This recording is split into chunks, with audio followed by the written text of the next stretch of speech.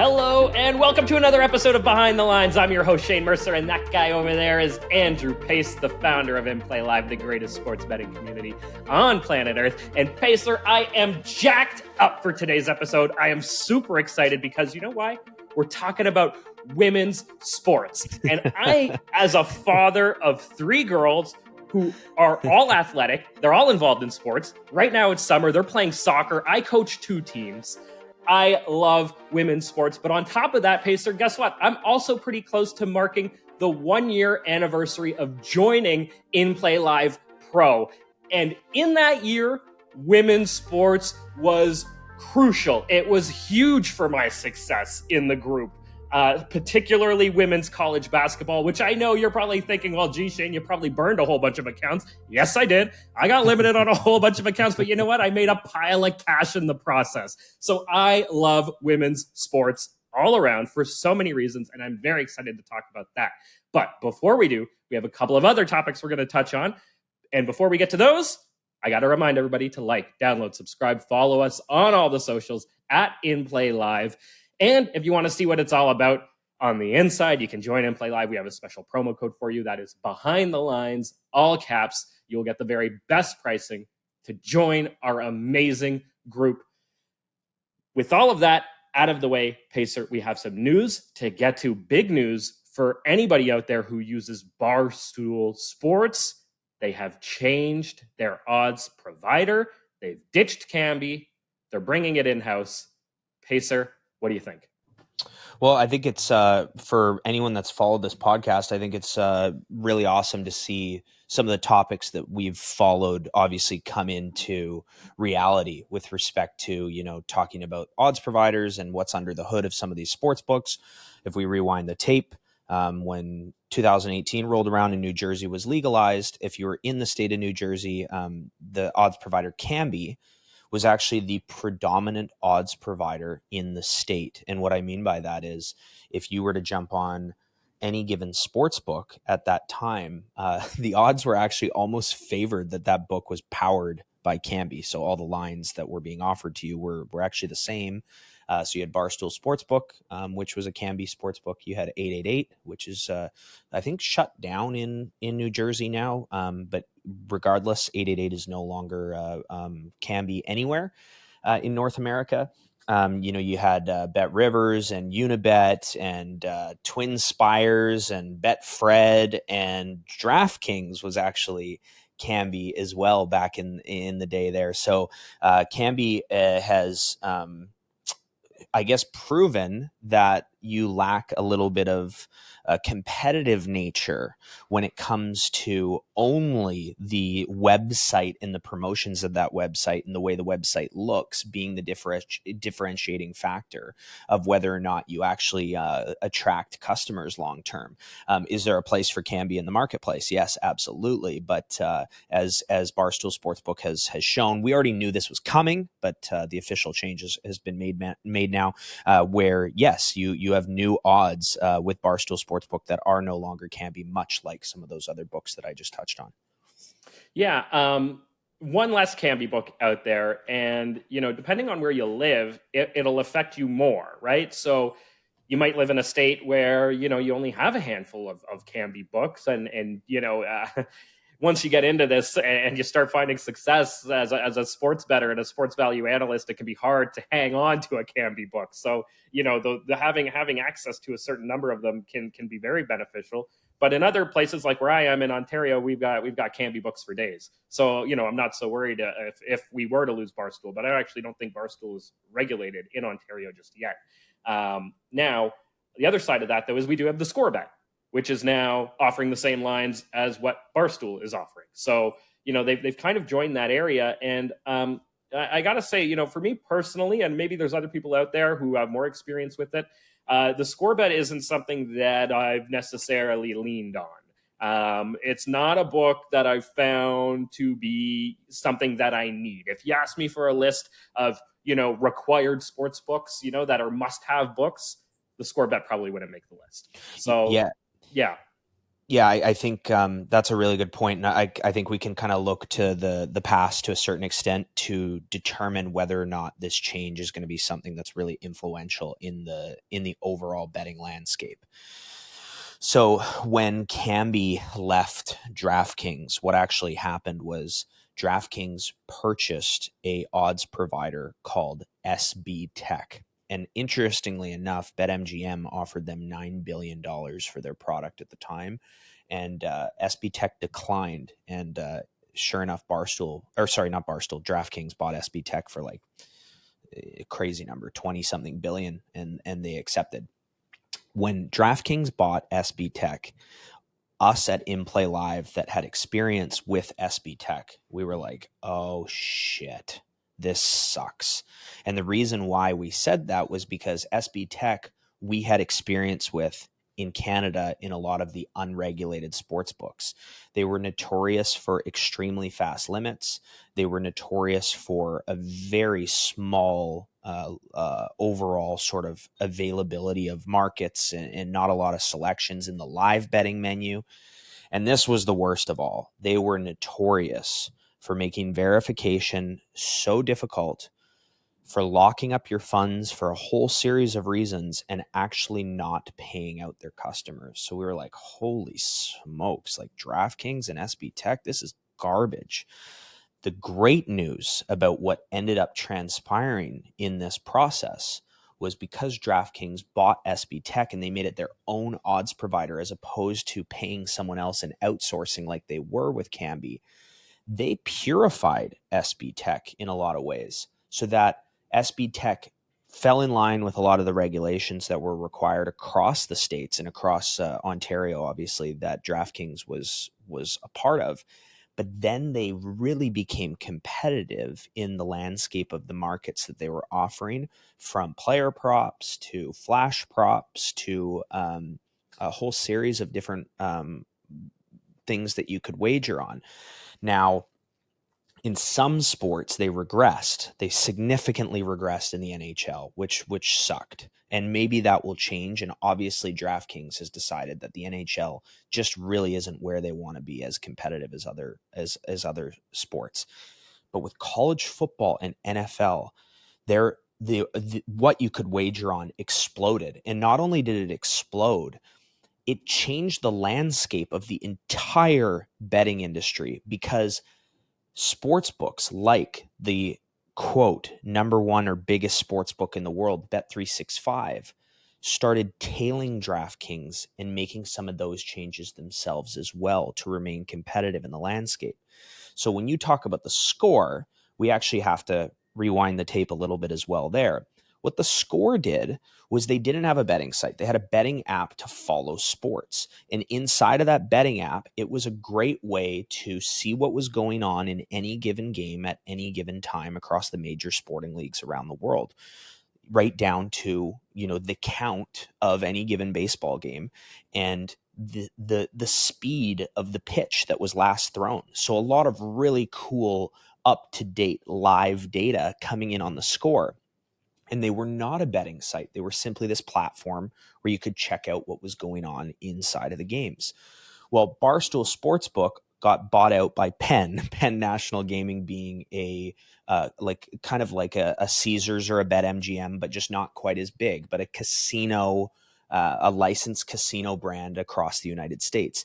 When they bought out the score, they did that knowing that their tech was actually really advanced in that particular category and that they could transition that technology into a sports book. Sure enough, the score bet then launched in Ontario on April 4th of 2021. And then users in Ontario have been able to use the score. But like you just touched on, it's not a book that you lean on. Well, Barstool Sportsbook and Penn National Gaming, they have to be competitive in this landscape. And if they have to be competitive, they've made one massive move. And that is, like DraftKings, they acquired a major company to provide their own proprietary odds that other sports books simply will not have access to. When that happens, in order to be competitive, you can't be what you just said, a book that you don't really lean on. It means they don't offer that much. They probably don't have, a whole series of options that are available to sports bettors that make it a primary book. Even if you're a recreational player, you open up Bet365 and you can pretty much bet on anything you can think of in that game, and you can build it in so many different ways. And the same can be said about FanDuel, DraftKings, etc. So I have to assume, without the actual knowledge of whether or not this is occurring, that Barstool is going to take the score to the next level, which for us as sports bettors means that hopefully we have a whole series of different odds, different markets being offered to us that are proprietary. And why proprietary is important is because that allows us to have differentiating algorithms and differentiating lines so that we can compare this DraftKings and SB Tech to the FanDuels, to the BetMGMs, and hopefully to the Score and to Barstool. That's the dream. I hope you're right. I really am excited if that is the case, because that'll be awesome.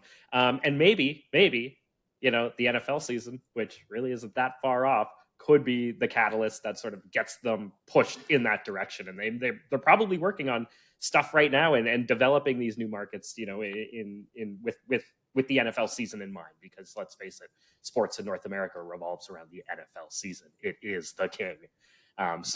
Fingers crossed that we get to see that. All right, let's move on. Pacer, you've got a Bodog story. What happened with Bodog? Yeah. So, on this podcast, it's always cool to stay up to date with some of the traps, the tricks, and the overall bullshit. That's what we're here for. That's what we're here for. That's why we don't give out picks or predictions or peer into crystal balls. We're here to expose traps, right? Yeah. So, did you find something? No. I had a Bodog account that I'd had for quite a while, and different books limit players in different ways. And a traditional Bodog limiting structure can happen. It can happen where you just get limited and you can't really bet anything. But what can happen is, let's say that they'll take $5,000 of action on any one given game. They'll limit it in half. So across the board, you get cut to 2,500 instead of that 5,000. And then they might do it again to 1,250. And then they might do it again, to $600 or $700 and so on and so forth. So I had a 50% limited account, which in my opinion is still very, very usable and one that I can make a bunch of money on. And I hadn't really been using that account much because of the fact that it had gotten limited a bit. And I decided to go back there, and I made a little bit of money, nothing crazy, but I had a nice little run of $1,000 up to about $16,000. And then I had some losses from that 16,000. It probably got back to about 9,000. So that happens. We don't win every single bet that we make. But I looked over at the promotion section of my account, which I know once I got limited to 50%, they stopped offering me those promotions. So I went over into the promotion section, and they have a rewards store. And in the rewards store, you can convert your points into actual cash. So you might say, hey, you have 100,000 points and this is worth $100. Would you like to turn this into $100 right now? You press the button. But below that, they have a whole list of all the other promotions that are available to you.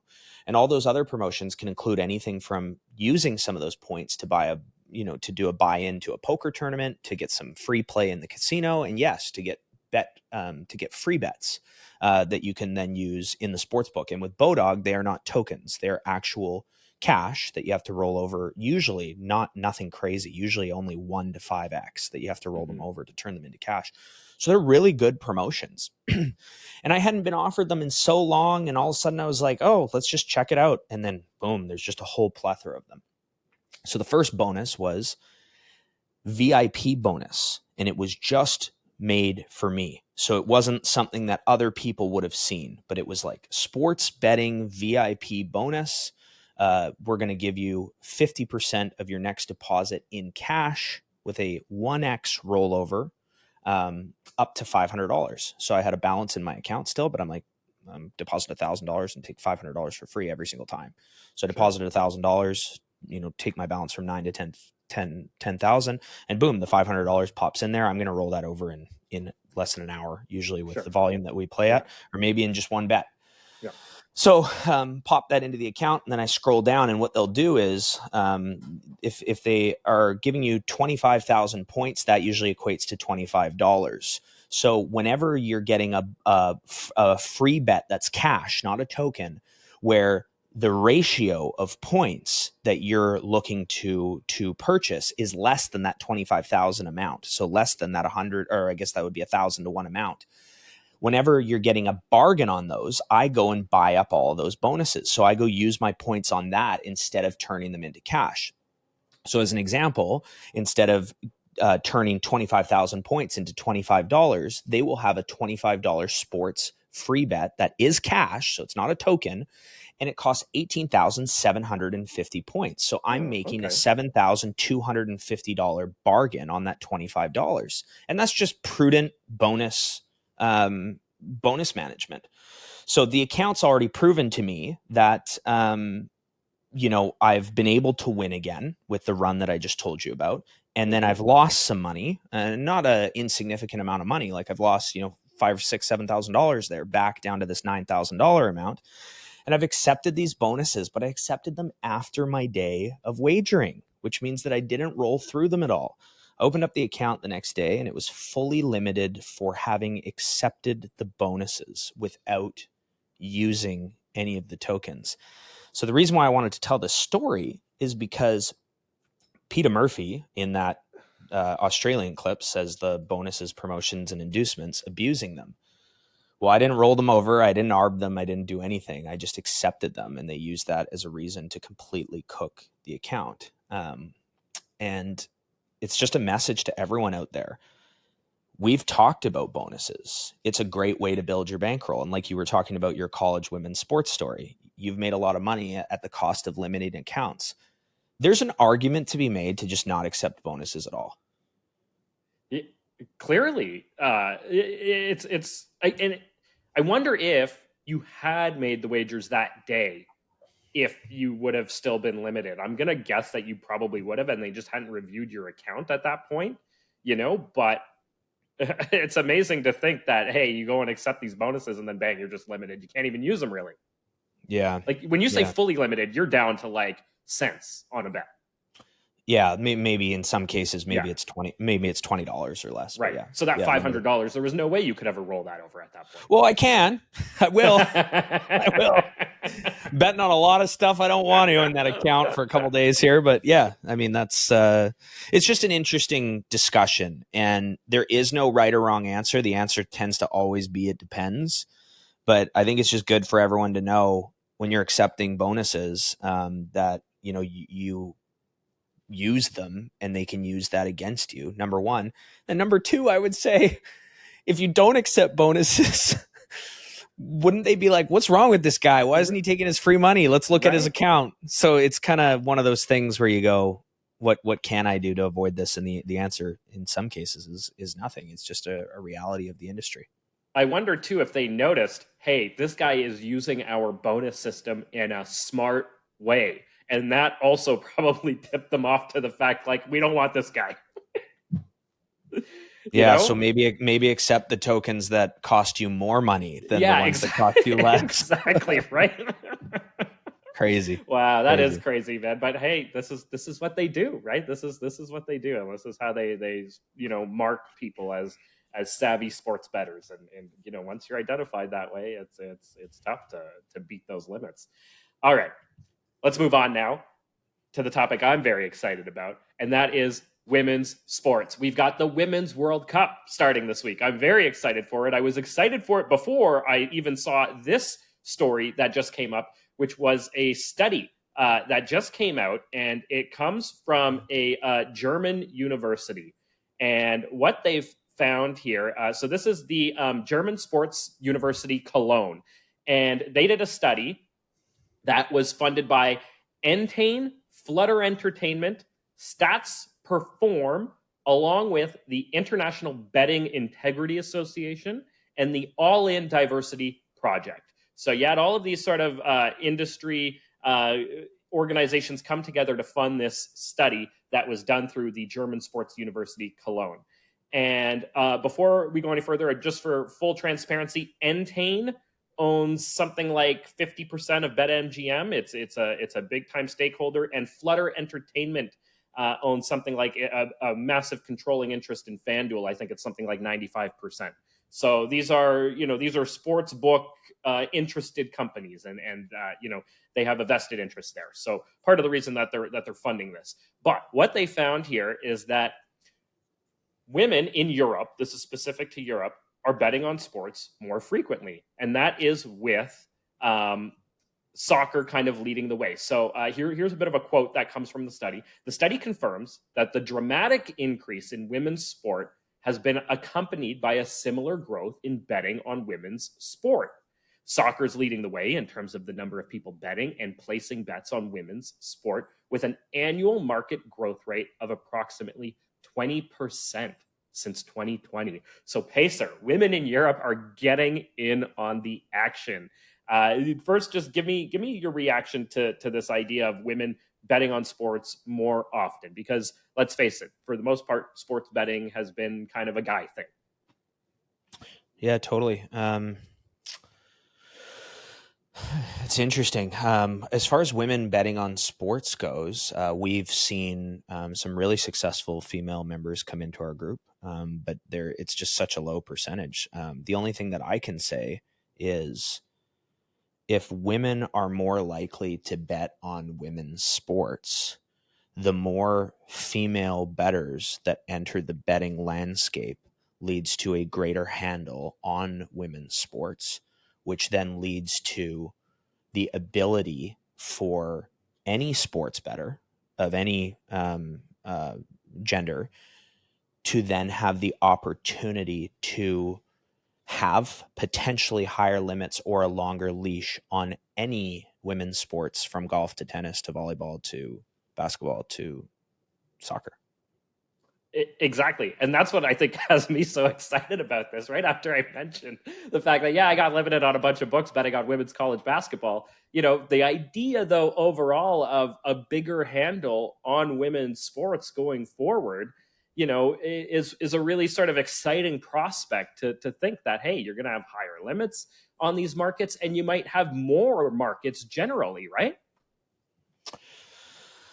Yeah, geez, it's just such a tough argument in that regard, because this is gender aside, but we've seen, the difference of handle as it relates to the NHL versus other professional hockey leagues across Europe and North America. The differences are so significant that it almost makes the other leagues not worth betting on, despite the profitability of those leagues.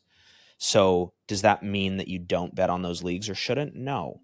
You can make the same argument with pretty much any male or men's sport versus a women's sport. So, there's all these discussions obviously relating to equal pay, and then people bring up NBA and WNBA. Like, those arguments to me are just nuts, because it's all based on the market itself and how much money those sports are actually able to bring in. That to me is just, as simple as it gets. The NBA brings in billions of dollars and the WNBA doesn't. The NBA then is then able to pay their players more. That's like any business in the world. You can't pay your employees if you don't have any revenue, right? Mm-hmm. So with all that said, I want the WNBA to be as successful as the NBA, selfishly, because that allows for a greater handle in us to wager more on those particular leagues. Whether or not I bet on those sports or whether or not I make money on those sports is a different discussion entirely. What I'm referring to is having the option, right? Mm-hmm. And in order for us to have that option, we need more eyeballs on those sports of people that are actually interested and entertained by those sports. And in order for that to happen, sports betting is actually a massive, massive part of it. If there are millions of people on any given Friday night spinning a roulette wheel somewhere in the world at the same time, I'm pretty sure watching some of these sports is more exciting than watching that little ball fall into a black, red, or green, a green little window. So that's where these leagues, this stems way beyond women's sports, because you can bring in USFL, XFL, CFL, all the non-professional hockey leagues, summer league basketball, G League basketball, anything, European basketball, and some of the professional leagues over there. Regardless of gender, they need to be successful in order for us to have that handle. And in order for them to be successful, I do believe betting is one of the ways to increase that overall. Yeah, absolutely. 100% agree with all of that, because it becomes this virtuous cycle. So here's a great example. You brought up the WNBA. I never watched the WNBA much last summer or in the previous several summers before that. But I'm watching a ton of WNBA this year because we are finding opportunities to make value wagers in the WNBA. So I'm now diligently tracking the schedule. And if I can watch the game, I'm throwing it on and I'm watching, right? It's something I never did before, but I'm doing it now because I want to bet on it. And, Yeah. and I'm finding success on it. So now the WNBA has another eyeball, right? And it's on in my house and I'm watching it. And I know that there's other people within In Play Live who are doing this as well. And so now, we've got, this is sort of a way to get more eyeballs. Because there's a way to make it that much more exciting, and there's more of a reason to watch it. Now here's a quote that comes from the study, and this is about the Women's World Cup, which begins this week. Very exciting. It's happening in Australia, New Zealand. I've been following our women's here in Canada, the national team, very closely for probably the past 10 years or so, with Sinclair, of course, kind of leading the way, and what a star athlete she is. Really, really just absolutely love her as a role model, a leader on a team. I just think she embodies a lot of what you want in a star athlete. And the team in general has been great to watch overall during her time frame and watching her story unfold. So I'm very excited to watch our Canadian women play soccer at the World Cup. But here's a quote that comes from the head of the international betting, International Betting Integrity Association. His name is Khalid Ali, and he says, "We are about to witness the best attended and most watched Women's World Cup in history. And where soccer leads, other women's sports are rapidly following. The dramatic growth of women's sports is a hugely positive development for fans, the sports, the athletes, of course, but also for the betting market." So it sounds like he's very much in line with what we're talking about here, Pace. Somebody who clearly thinks that, this is just, there's almost no downside to seeing women's sports grow, especially when it comes to betting. Yeah, I almost would reverse that whole logic of everything that you just said, and I'd say that the betting has been a huge part of all of those statistics. Yeah. It allows you to follow things more. And then what happens when you follow that type of thing is that you see the highlights on TSN or ESPN afterwards that maybe we didn't see as much anymore. And what's interesting is that if you look at Olympic sports, both winter and summer, there is next to no discrimination. Your country wants the medal regardless of whether it came from men's high jump or a women's high jump or whatever the case may be. Like, I know when Canada won the double gold in hockey, the women were so celebrated in that particular event. Now, I think one of the biggest reasons why that's the case is because the Olympics are an umbrella that cover, obviously, male and female sports. So then when you translate that into, say, the NBA or the WNBA, they're two different organizations. They're not the same organization. And then because of that, then you're not getting, everything put through this same channel. But what we have seen a lot more of, and it gets made fun of on social media all the time, we've seen a lot of women's flag football highlights on the NFL page. We've seen a lot of WNBA stats being posted in the score or from the NBA page where there's some sort of collaboration to give those teams more exposure. what that does is then allows for all of that male following. I know it's not all males, but all of that male following to then see that this sport is on, it does exist. And if you are a bettor, yes, maybe you track that for degeneracy purposes to keep getting your action in. Or in our case, we love women's sports. And from an equality standpoint, if you can tell me that, not the same, but we're getting a similar level of exposure and handle in some of these women's sports, it just opens up all these opportunities. So I'm cheering for them to succeed as well.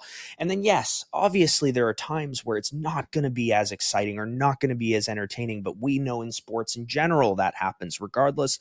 And we just saw in the WNBA All-Star game, the freaking, I don't even know her name, she broke every person's 3-point record in the 3-point contest, male or female. And people be like, oh, the ball's smaller or whatever. Who gives a shit? Yeah. If you watch what she did in that 3-point contest and you aren't entertained or blown away by what she did, something's wrong with you, because it is actually, what she did was fucking remarkable. I would like, who wouldn't want to see her do a 3-point contest against Steph Curry right now? Right. Exactly. Yeah. It was phenomenal. It was amazing to watch, and another star in that space, Caitlin Clark. I mean, I watched, a lot of basketball generally. It's one of my favorite sports. And to watch that star play for Iowa, it's like I'm watching a superstar in the making. It's just incredible to watch. When you watch somebody play at that level, regardless male or female, it's just exciting. And there's no two ways about it. It's a lot of fun. Now, on this topic, though, we've been saying that it's growing, but it's soccer and it's Europe. There are major struggles in the U.S. market still when it comes to this. So also, coming out of this study, they're saying data shows that the share of women in the U.S. who said they would never bet on sports is 74%. So there's still a huge gap there. It's much higher than men, 51%. And it says that, the younger generation, Gen Z adults, both men and women, who say they would never bet on sports is 62% in the US. So there's still a huge gap there. And it also says that, it remains to be seen if domestic sports books will see an uptick in handle due to the Women's World Cup and this sort of drive, that's expected in Europe, drive in terms of handle and betting on the Women's World Cup that's expected in Europe, if that will sort of carry over into the US, and whether or not, the event is being heavily promoted on different sports books and that kind of thing. But there's still this question as to whether American fans or American bettors will get involved in on the action of the Women's World Cup. And I'm curious because one, obviously, the numbers are saying, well, women in the US are less likely to bet on sports, period. And then on top of that too, soccer still isn't, that popular in the North American market compared to the European market, of course. Sure.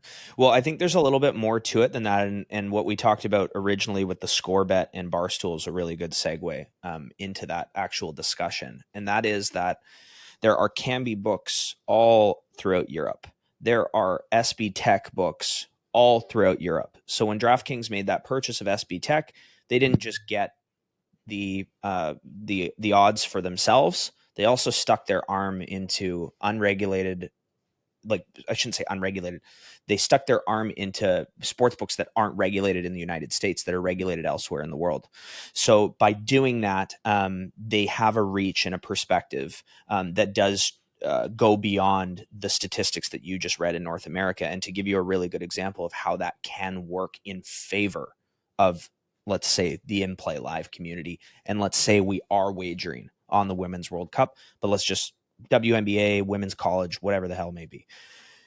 When that happens, the handle of that sports book changes because of the fact that the odds provider is seeing that action come in Europe. So can that increase the handle in North America? Yes, absolutely it can.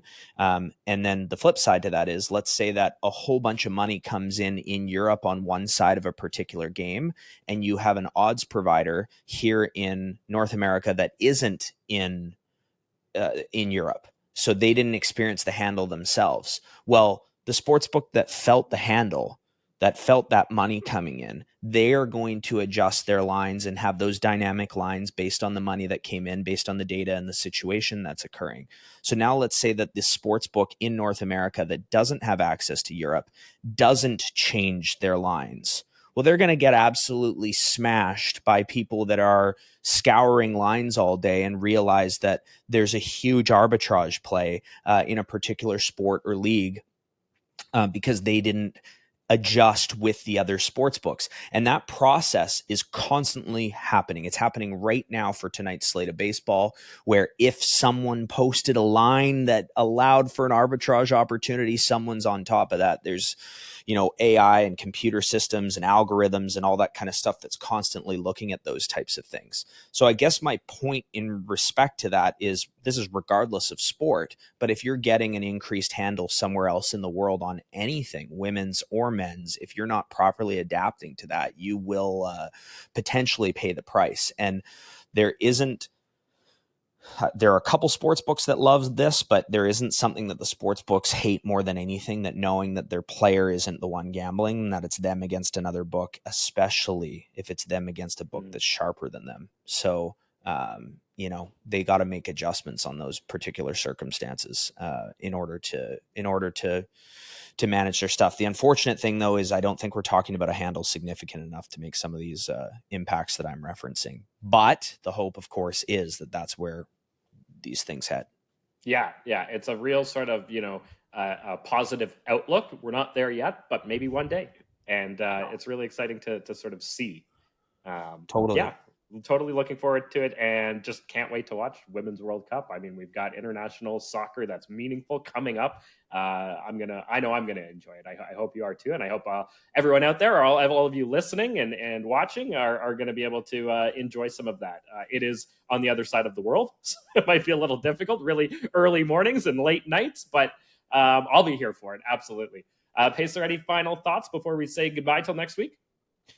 Just understand if you're viewing this from the standpoint of any sports, more opportunities, more books, more sports, greater handle, that just gives us more opportunities. And for any sports bettors out there, if you think that the big four North American leagues are where all the money is, certainly there's some validity and truth to that. But a lot of these other leagues and a lot of these other opportunities like a Women's World Cup, there are ways to make money on them for sure. And definitely, if you need to play a certain card with your sports book that's limited you, play that card. Say, hey, look, like this is something that you guys need to focus on a little bit more with respect to the overall sports betting landscape, and you shouldn't be discriminating against me for having wagered on that sport just because you didn't get